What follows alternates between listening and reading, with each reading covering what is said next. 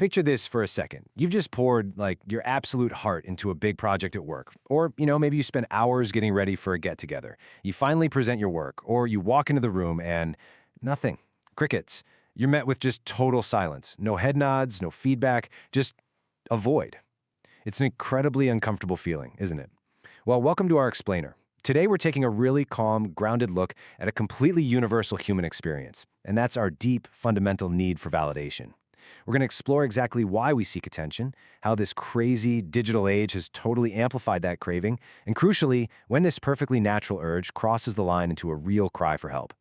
Okay, let's dive into this because I really want you to think about a super relatable daily life scenario. You take a photo, maybe you slap a quick filter on it, and you hit post. What happens next? Well, if you're like most of us, you probably find yourself checking your phone just a couple of minutes later. And then again, you're anxiously waiting to see those likes and comments start rolling in. Or think about being in a workplace meeting where you pitch this great idea and everyone just talks right over you, literally as if you aren't even sitting there. Both of these situations trigger a massive internal reaction. But why? Why does it matter so much to us? Well, it turns out the sting of being ignored isn't just all in your head. It's a very real, measurable human experience. In fact, there's research highlighted by Bridges to Recovery that points to a fascinating and honestly kind of shocking study. It shows that being ignored at work can actually feel psychologically worse than active harassment. I know, it sounds wild, but think about it. When we're harassed, as absolutely terrible as it is, we are at least being acknowledged as a living, breathing person. Being ignored, though, that completely strips away our sense of being seen. It deeply damages our psyche because it threatens our fundamental human need for connection. Which brings us to Section 1, Wired for Social Approval. To truly understand these modern anxieties, we actually have to look backward. This craving to be seen, it isn't some new phenomenon born from smartphones. It's deeply embedded in our evolutionary history. And this brilliantly illustrates the evolutionary mismatch we're currently living through. Anthropologist Robin Dunbar established that early humans were really only capable of maintaining social groups of about 150 members, a concept we now call Dunbar's number. In those ancestral tribes, social inclusion meant literal survival. If you were ignored or ostracized by your group of 150, you lost access to food, protection, mates, the whole shebang. Fast forward to our modern digital environment, where we're suddenly exposed to millions of online strangers. We are literally using ancient hardware designed to secure our spot in a tiny tribe to process the attention of a massive global audience. Neuroscientist Matthew Lieberman notes that evolution basically made a huge bet on social intelligence. So, caring about what others think, it's not a sign of weakness. It's hardwired right into our biology. Our brains evolved to use their free time to obsessively monitor our social environment and figure out our standing within it. So look, when you feel anxious about how you're being perceived, that's just your biology doing exactly what it was designed to do, to keep you safe. The philosopher Alain de Botton frames this so beautifully. He suggests that our pursuit of wealth or power or status, it isn't just about material goods or pure vanity. At its core, it's a pursuit of attention. It's what he calls love from the world. When we really empathize with this, we realize that the person flashing a designer watch or obsessing over their follower count is often just expressing a really deep, primal desire for acknowledgement. They just want to feel like they matter to the world around them. Moving on to Section 2, Clout Chasing in the Digital Age. So what happens when you plug that ancient primal need into the internet? Well, our ancestral wiring gets totally hijacked, and it leads to some very modern psychological challenges. This brings us to a phenomenon we often call clout chasing. As psychologist Dr. Manju Antal defines it, clout chasing is performing your life in ways specifically designed to gain visibility and social influence online. It's no longer just about sharing a fun moment, it's about manufacturing a moment purely to be seen. And for Gen Z and Gen Alpha, this isn't just some casual hobby. Online validation has become deeply, deeply intertwined with their sense of identity, their social belonging, and even their future financial opportunities. Let's move to this digital reward loop and see how this builds into a really powerful psychological trap. When you post content and receive likes or comments, your brain's reward system lights up, releasing a quick hit of dopamine. That pleasurable feeling totally reinforces the behavior.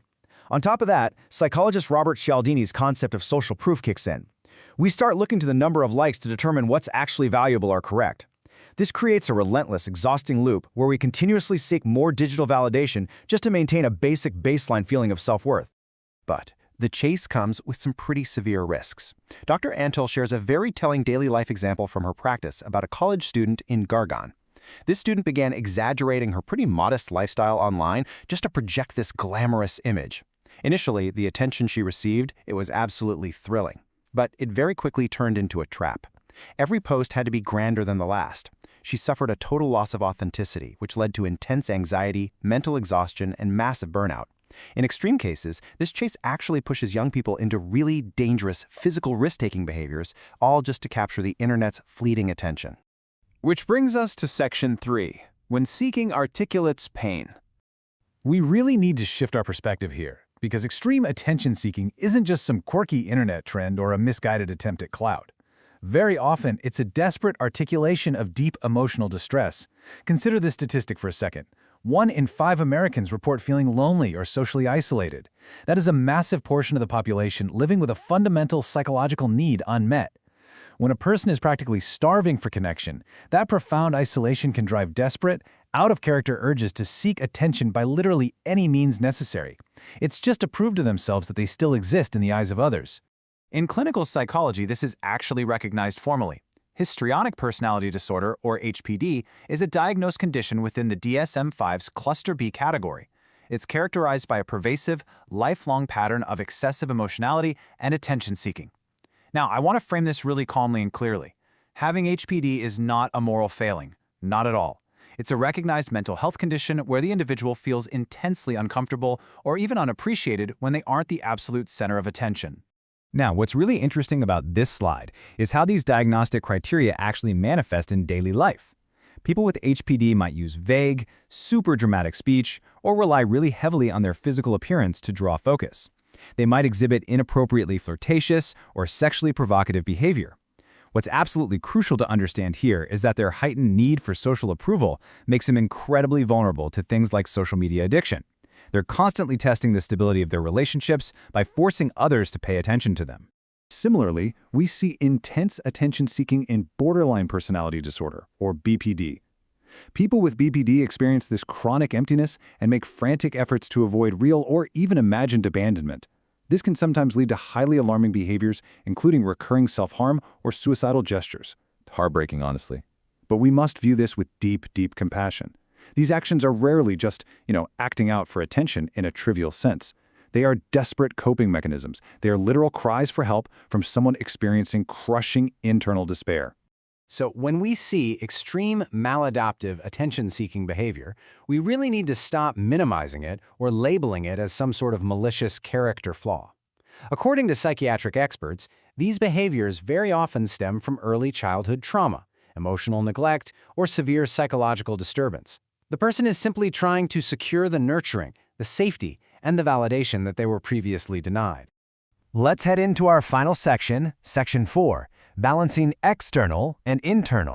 So how do we navigate this to actually find internal peace? Whether we're dealing with our own everyday struggles with social media or we're trying to support a loved one who's crying out for help, how do we find a healthy balance? So the crucial point is actively reclaiming your self-worth. As author Chantel Grady points out, while relying on external validation is a totally normal part of growing up, as adults, it can really hold us back from expressing our true selves. We have to develop the self-awareness to know when we're chasing likes instead of living authentically. We must practice self-validation, recognizing our own achievements without needing an audience to applaud us. This means setting hard boundaries, limiting our social media consumption to break that toxic comparison cycle, and engaging in creative or professional pursuits purely for the personal fulfillment they bring, not for the digital applause they might generate. Ultimately, it all comes down to a shift in reliance. You have to build an internal voice that is louder and significantly kinder than the external metrics of society. So ask yourself, whose voice is currently defining your self-worth? Is it yours or is it the algorithms? I'm going to leave you to ponder that as you go about your day. Thanks for watching. Please like, share, comment, and subscribe.